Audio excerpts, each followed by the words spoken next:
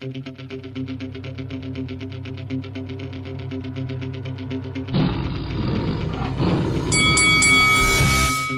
the Cobra Frutch, and you're watching Lights Out. This is Faisal Khan for Lights Out, proudly sponsored by Spartans Law. We're here in London. We've just had today's press conference for this Sunday night. This Sunday night's huge show at the O2 Arena, where Fabio Wardley will defend his British and Commonwealth heavyweight titles against Frasier Clarke. Ben, very interesting press conference. A lot of things happened here that we didn't expect, but start off with the first question. Who do you think needs this fight more, Fabio or Frasier? I think it's the most important fight in both of their careers. It's huge.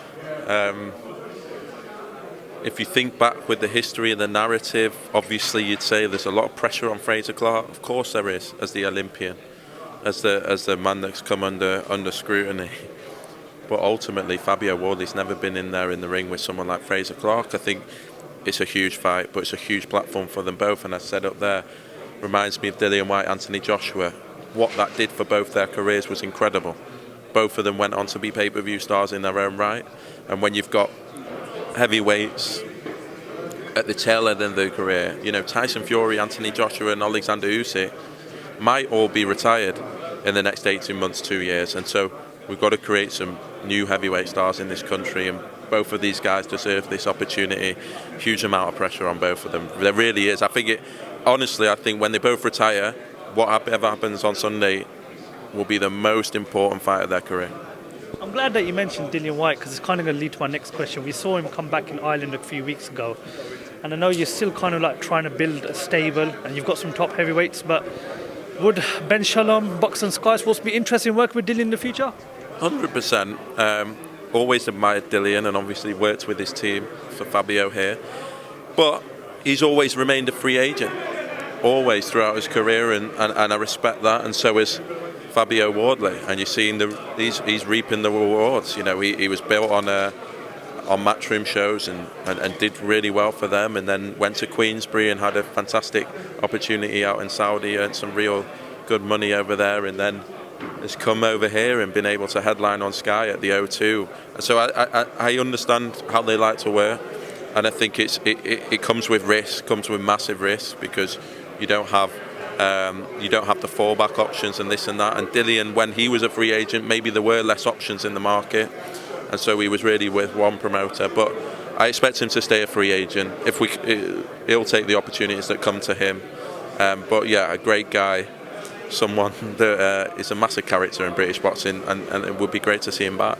I had the privilege to speak to Adam Smith today for the first time in a very long time, and I said to him, growing up as a boxing fan, Sky Sports was always the number one platform, and in my opinion, and, you know, without sounding biased, it is always going to be the number one platform. But we've seen a partnership, a relationship being built between Eddie and Frank. They're doing a bit of work out in Saudi Arabia, where they've got a 5-on-5 card that everyone's looking forward to. Do you fancy a piece of that pie? Not just getting involved in Saudi, but I'm pretty sure you'd be confident if you put 5 of your best fighters up against either one of their stables, you'd fancy your stable to come through. So what can we expect from boxers in the future, especially working with someone like Turki Al Sheikh and over in Saudi? Yeah, I think it's early days and would be fantastic too. I think ultimately, so far, it's been very Anthony Joshua, Tyson Fury dominated, which is obvious. They're the big two heavyweight stars.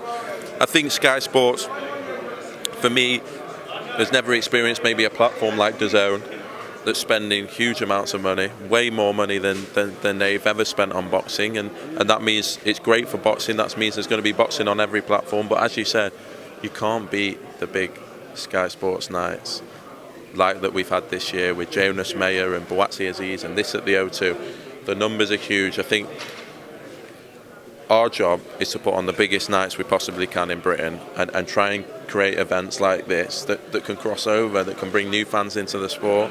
But to answer your question, I'm sure we're in good time. And as you know, we've worked with Queensbury a lot in the past. We're trying to work out Buatsi Yard at the moment. And yeah, it will happen, but we're just focused on what we're doing. You know, we have to deliver for our fighters, and people are asked, where have you been, and you're not doing interviews and things like that. Sometimes we're a small business. It comes down to Natasha Jonas needed her homecoming, Frasier Clarke needed his British title fight, you know, Lawrence Okoli, his world title fight, Lauren Price, her world title fight, Richard Riapwa needs his world title fight.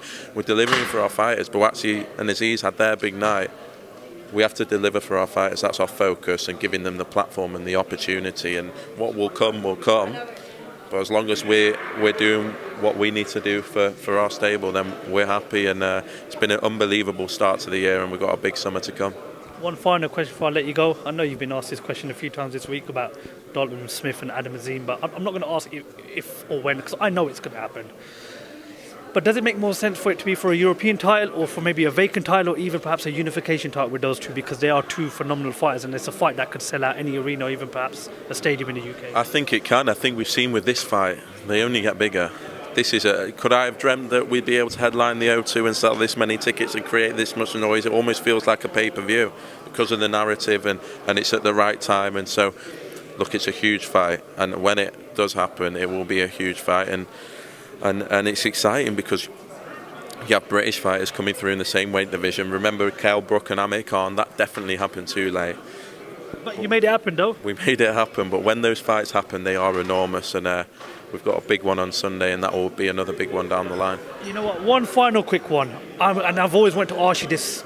Eddie Hearn tried, Frank Warren tried, I'm pretty sure American promoters tried. What was the key into making Khan versus Brook? How did a guy like yourself, who started off from scratch, came from nowhere, manage to make that fight the fight that everybody wanted to see?